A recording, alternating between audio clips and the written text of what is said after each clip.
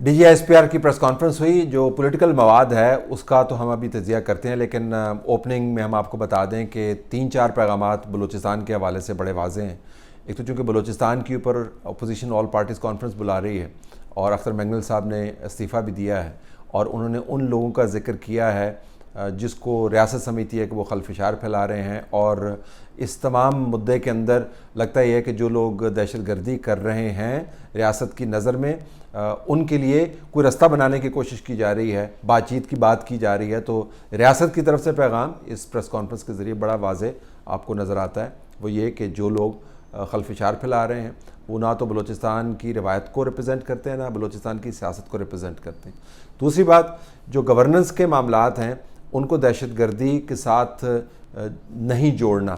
Governance کے challenges موجود ہیں لیکن بلوچستان میں بہت کچھ تبدیل بھی ہوا ہے، یہ دوسرا پیغام دیا جا رہا ہے. تو وہ جو بیانیہ اپوزیشن کی طرف سے بنتا ہوا آپ کو نظر آ رہا ہے، اور تجزیہ کار بھی اس کے اندر شامل ہیں، اور جینوئن کنسرن ہے پاکستان کے اندر بلوچستان کے حوالے سے، اس کے اوپر ریاست کا بیان بڑا واضح ہے کہ حالات ہیں خراب لیکن بین الاقوامی ایجنڈا ہے.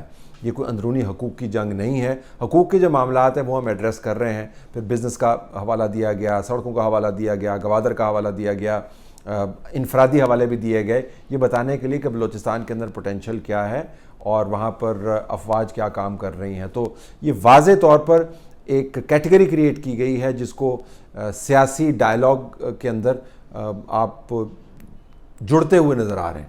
یعنی جو سیاسی ڈائلاگ ہے اس میں کہا جا رہا ہے کہ یہ جو دہشت گردی کر رہے ہیں یہ حقوق کی جنگ ہے، ریاست کہہ رہی ہے حقوق کی جنگ نہیں ہے، ان کا بلوچستان سے کوئی تعلق نہیں ہے. وہ کہہ رہے ہیں کہ یہ جو آپ کو خلفشار نظر آ رہا ہے یہ اندرونی ہے، ریاست کہہ رہی ہے کہ اس کے ڈھانڈے جو ہیں وہ باہر موجود ہیں، یہ باہر اس کی جڑیں موجود ہیں. اور تیسری بات یہ کہ بلوچستان تباہی کی طرف جا رہا ہے، ریاست کہہ رہی ہے کہ چیلنجز موجود ہیں لیکن تباہ کن حالات نہیں ہیں. تو یہ بلوچستان کے حوالے سے تو بڑا واضح ہے. ایک بیچ میں اور بھی پیغام ہے، وہ یہ کہ جو لوگ خلفشار پھیلا رہے ہیں یا بیزاری قومی پھیلا رہے ہیں یا پریشانی قومی پھیلا رہے ہیں ان سے ہم آہنی ہاتھوں سے نپٹیں گے. تو جو نیریٹو بلڈنگ ہے، جو منفی نیریٹو ہے، وہ جو چلانے والے ہیں ان کو بھی وارننگ دی گئی ہے. اب آ جائیں آپ سیاسی معاملات کے اوپر. پی ٹی آئی کے لیے یہ پریس کانفرنس اس قسم کا مواد نہیں رکھتی جس قسم کا مواد ان کو پچھلی پریس کانفرنس میں ملتا تھا. 9 مئی کے حوالے سے جب بھی بات ہوتی تھی تو انتشاری ٹولے کی بات ہوتی تھی، خاص قسم کے بیانیے کی بات ہوتی تھی، اعمال کی بات ہوتی تھی، تصاویر کی بات ہوتی تھی، شواہد کی بات ہوتی تھی. وہ آپ کو تمام کے تمام حوالے اس میں نظر نہیں آئیں گے. تو پی ٹی آئی کی اکاؤنٹ سے جو اس قسم کے پہلے بیانات آتے تھے، او D G I S P R تم کون ہو، میں تو تمہاری پیدائش سے پہلے ہی پاکستان کی خدمت کر رہا تھا اور میں نے یہ کام کیا، وہ جو بڑکیں ماری جاتی تھیں جسٹیفائی کرتے ہوئے کہ جی آپ نے یہ بات کی تو ہم نے اس کا جواب دیا، وہ مواد موجود نہیں ہے.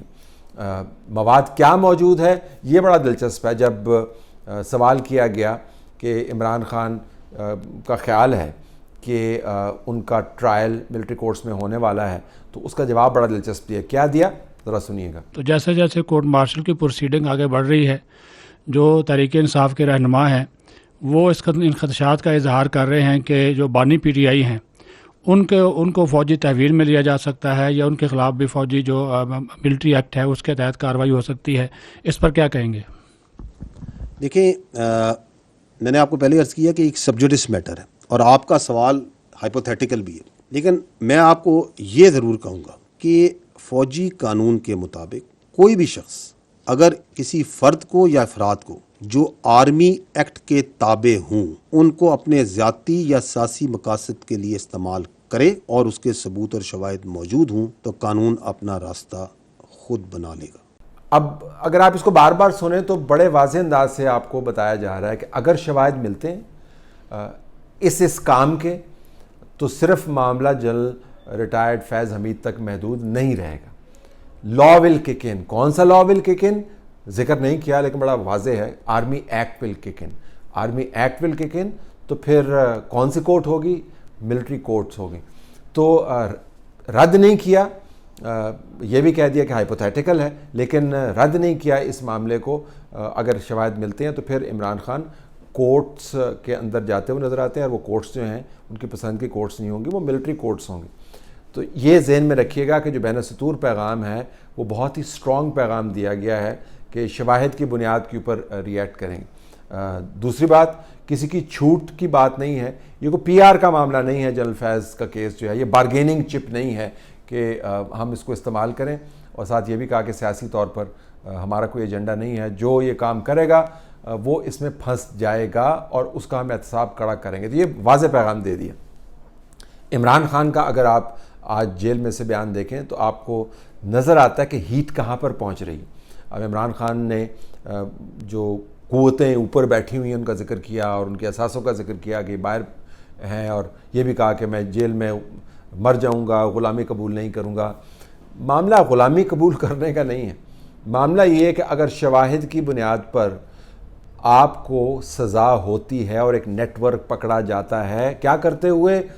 فوج کے اندر بغاوت کرواتے ہوئے، کیا کرتے ہوئے؟ 9 مئی کرواتے ہوئے، کیا کرتے ہوئے؟ بین الاقوامی طور پر پاکستان کے خلاف کیمپین چلواتے ہوئے، کیا کرتے ہوئے؟ فوج میں بیزاری یا بے دلی پھیلاتے ہوئے، کیا کرتے ہوئے؟ میڈیا کے اندر کیمپین چلاتے ہوئے۔ اگر یہ نیٹ ورک پکڑا جاتا ہے اور آپ پروسیکیوٹ ہو جاتے ہیں تو وہ جو سزا ہے وہ اس بڑک سے بہت اوپر کی سزا ہوگی جو آپ مارے ہیں جی کہ میں غلامی قبول نہیں کروں گا۔ یہ غلامی نہیں ہوگی، یہ پروسیکیوشن ہوگی۔ ظاہر ہے جو تکیہ کیا جا رہا ہے پی ٹی آئی کی طرف سے، پی ٹی آئی کی طرف سے میں نہیں کہوں گا، اب عمران خان کی طرف سے جو تکیہ کیا جا رہا ہے وہ جوڈیشری کے حوالے سے کیا جا رہا ہے کہ کہیں نہ کہیں جا کے سویلینز کا جو ٹرائل ہے ملٹری کورٹس کے اندر اس کو چھکا لگا دیں کورٹس۔ اس کے علاوہ جو پی ٹی آئی باہر موجود ہے اس کے تو آپ نے گنب دیکھ لیے ہیں۔ 41 شرائط سے اگر آپ نے سنجانی کے مقام پر 5 مرتبہ جلسہ پوسٹ پون کرنے کے بعد جلسہ قبول کرنا ہے اور پھر آپ یہ کہہ رہے ہیں کہ جلسہ ہوگا اور اس کے اندر پاکستان کی بات ہوگی، آئین و قانون کی بات ہوگی، یعنی ایجنڈا پہلے سے بتا رہے ہیں کہ پریشان نہ ہو اور یہ نہ ہو کہ جلسہ کہیں کینسل ہی نہ ہو جائے، تو ہم بس یہ اس طرح کی جو ہے نا وہ اچھی اچھی باتیں کریں گے۔ اگر آپ نے یہ جلسہ کروا کے خوش ہونا ہے تو پھر آپ اندازہ لگا سکتے ہیں کہ پی ٹی آئی جیل سے باہر کتنی مؤثر ہے۔ سڑک گرم نہیں ہو پا رہی، جو جوڈیشری کے اندر آپ کو ایک تحریک نظر آتی تھی وہ بہت زیادہ پروان چڑھتے ہوئے نظر نہیں آ رہی۔ ایشوز اپنی جگہ پر موجود ہیں اور اسمبلی کے اندر لوگ بیٹھے ہوئے ہیں، کمیٹیز کے وہ ممبران ہیں، کے پی کی حکومت چل رہی ہے، نعرے وارے مارتے ہیں چیف منسٹر صاحب، لیکن باہر آپ کو کوئی بہت بڑا طوفان نظر نہیں آتا۔ اگر باہر طوفان نظر نہیں آتا اور ملٹری کورٹس والا مقدمہ جو ہے اس کی ہیٹ اڈیالہ میں آپ کو بڑھتی ہوئی نظر آتی ہے تو یو کین انڈرسٹینڈ کہ عمران خان کے بیانات اتنے سخت کیوں ہیں، کیونکہ ان کو پتہ ہے کہ جو سختی آنے والی ہے اس کا براہ راست جو وکٹم بنیں گے، جو ہدف بنیں گے یا جو دائرے کے اندر آئیں گے، پکڑ میں آئیں گے، وہ عمران خان خود ہیں اور ساتھ بشرا بی بی بھی موجود ہیں۔